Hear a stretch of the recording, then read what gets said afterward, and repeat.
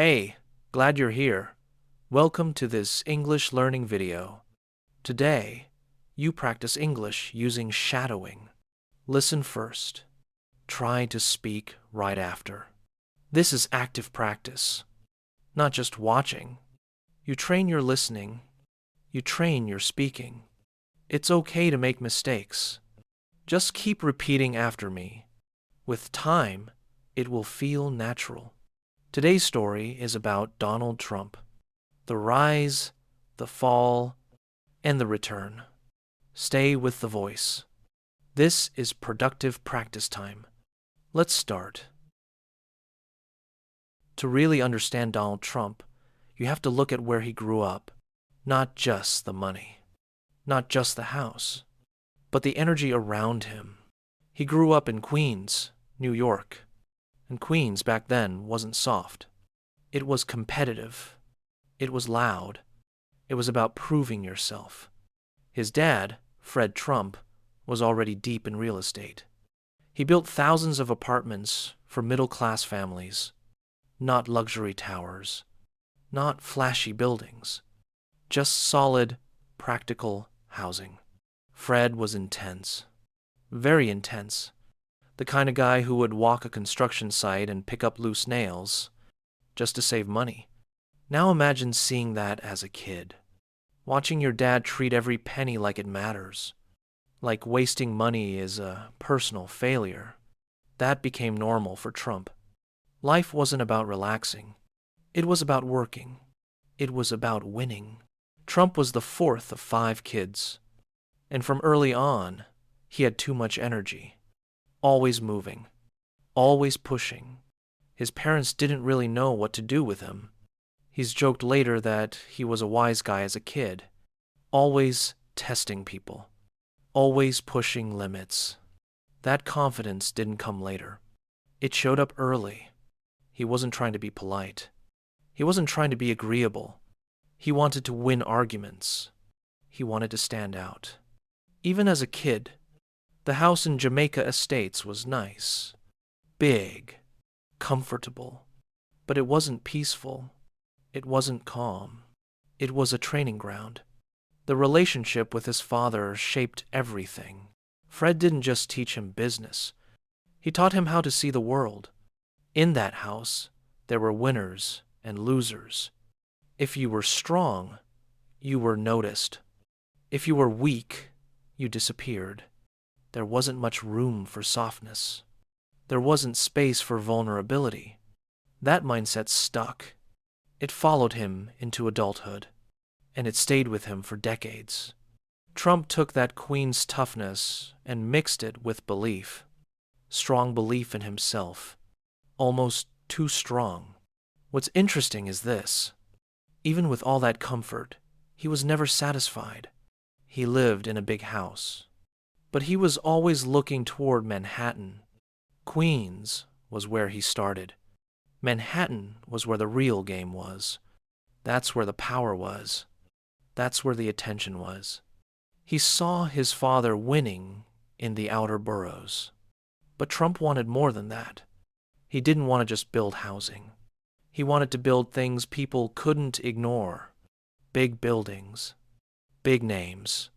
Big presence. That desire didn't come from nowhere. It started early. And that raw confidence, mixed with pressure and ambition, became the foundation of everything that came next. By the time Donald Trump reached his early teens, things were getting messy. He wasn't calm in class. He wasn't quiet. And he definitely wasn't easy for teachers to handle. He had too much energy, too much attitude, and not much patience for rules. Eventually, his parents hit their limit. They decided he needed a serious reset, so they sent him to the New York Military Academy. For most teenagers, that sounds like a nightmare. Strict rules, early mornings, people yelling at you before the sun is even up. Imagine going from a comfortable life to someone screaming at you at 6 in the morning. Every day. But here's the twist. Trump didn't fall apart there. He actually did well. That environment clicked with him. For the first time, Everything was clear. There was a system, there was a hierarchy, and there was winning. He figured something out pretty fast. If you followed the rules and worked harder than others, you moved up. And he liked that. He became a strong athlete. He earned leadership roles. He wasn't just surviving, he was standing out. That's where his competitive mindset really locked in. He wasn't just learning school subjects. He was learning how to lead people, how to take control, how to demand respect. Discipline stopped feeling like punishment. It became a tool. Even back then, he wanted to be the best, and he wanted people to notice. After high school, he moved on to Wharton, one of the top business schools in the country. He didn't go there to party. He didn't go there to blend in. He went there to learn how money actually works. While other students were hanging out, he was studying deals, reading about properties, watching how business moved behind the scenes. He had an intense focus for someone that young, like he already knew where he was heading. He understood his family name gave him an advantage, but that wasn't enough for him. He wanted a bigger stage, a harder game. It wasn't about being seen as a rich kid. It was about beating people who already had power. Around this time, he started talking about his future like it was guaranteed, like the success was already locked in. It sounds like confidence. Some would call it ego, but he backed it up with work. When he graduated, he wasn't interested in a safe role at his dad's company. He wasn't looking for an entry-level position. He was thinking bigger. He wanted control. He wanted visibility. He wanted his name everywhere. He had discipline. He had education. And he carried a serious chip on his shoulder. At that point, he was done talking. He was ready to step out and prove it. After finishing university, Donald Trump didn't slow down at all. If anything, he felt stuck. His father's business in Queens was solid. It made money. It worked. But for Trump, it felt too easy, too safe. Queens felt like the practice level, and he wanted the hardest setting. He wanted Manhattan, the skyscrapers, the prestige, the noise, the chaos. The timing, though, was terrible. In the mid-1970s, New York City was falling apart. The city was almost bankrupt. Crime was high. Developers were leaving. Most people saw danger. Trump saw opportunity. He believed that when everyone else ran away, that's when the best deals showed up.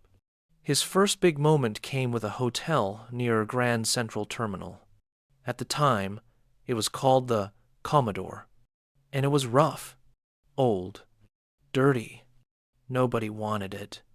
Trump didn't even have the money to buy it himself, but he had confidence. A lot of it.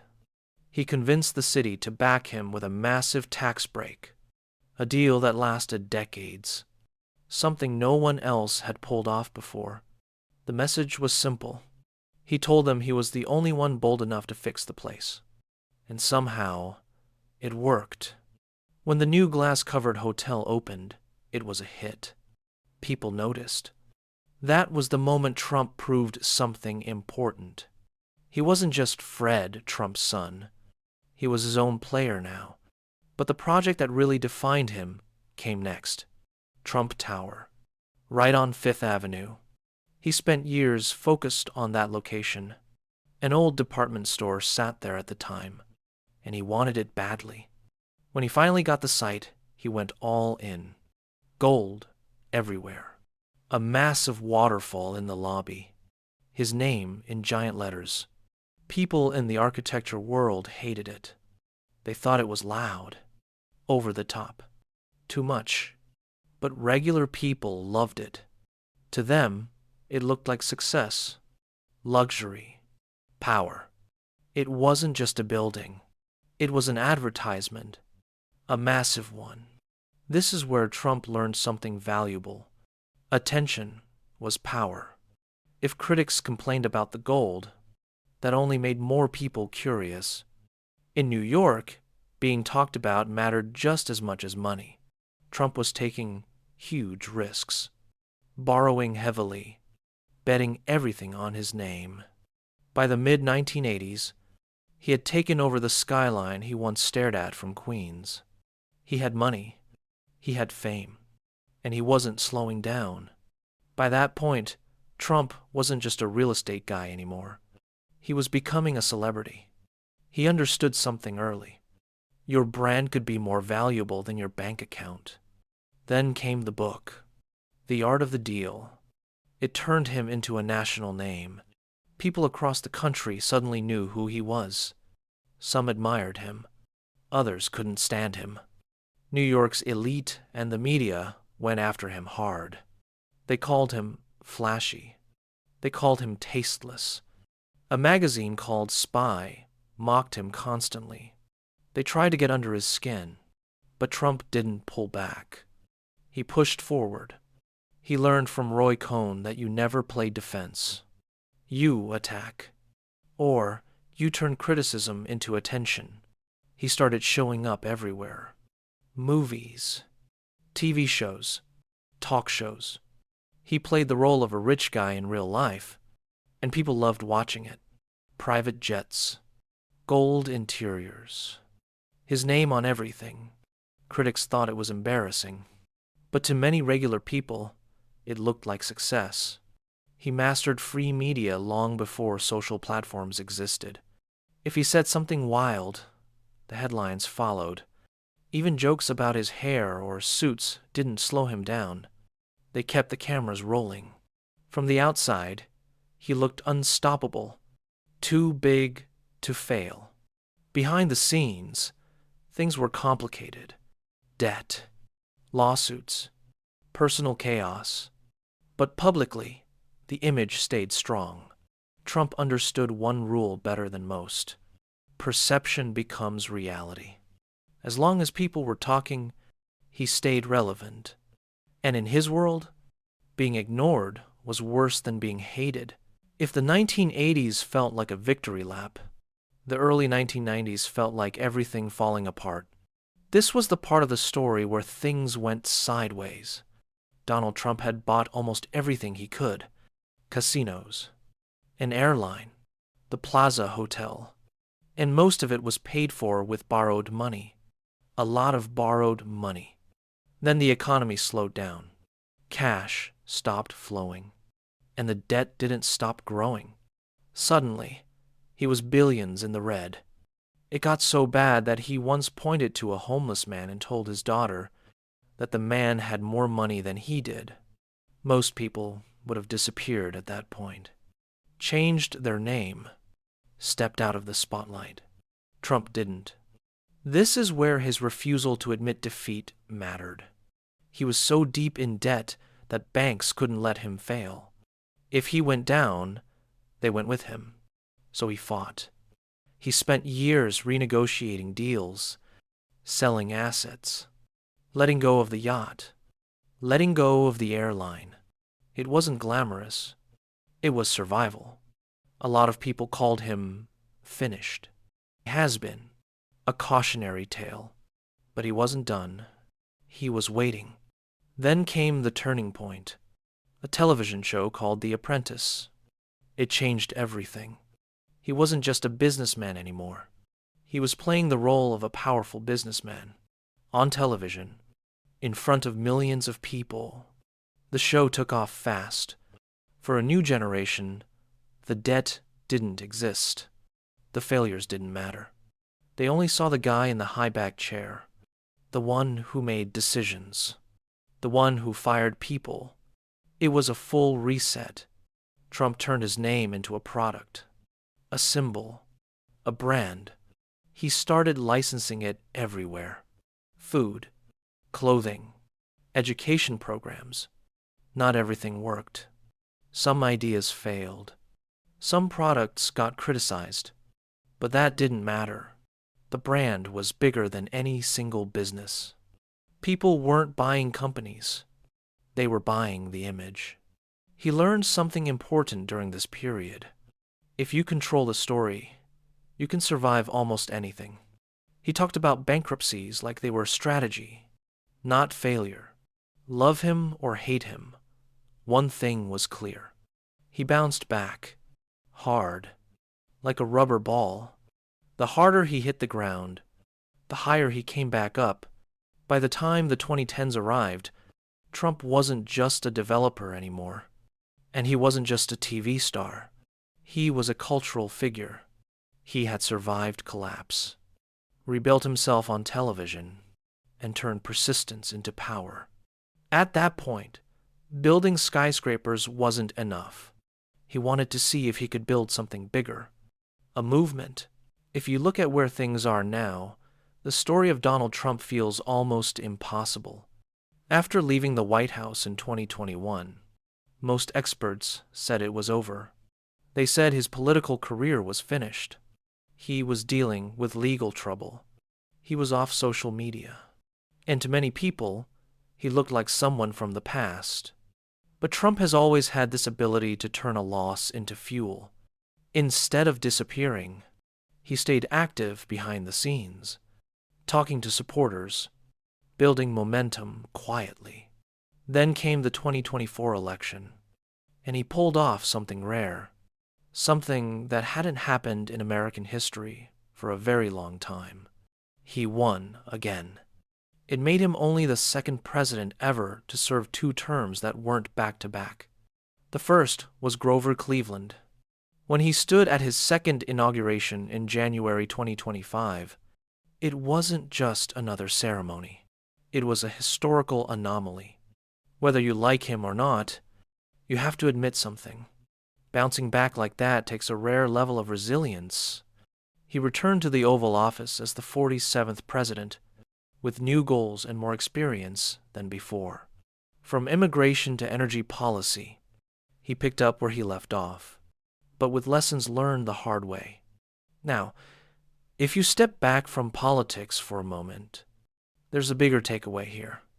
This whole story is really about refusing to accept a final no.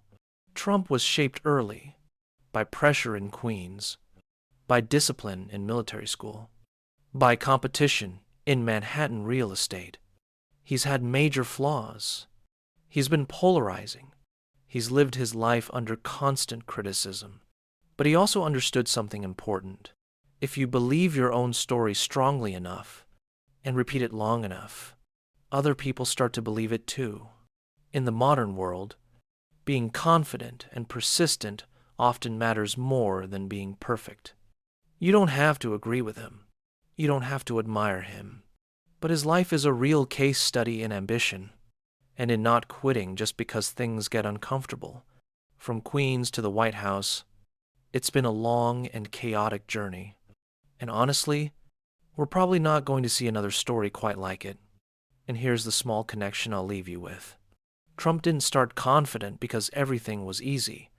He became confident by speaking up, repeating his ideas, and getting comfortable being heard. Confidence works the same way in real life. You don't wait for it. You build it by practicing.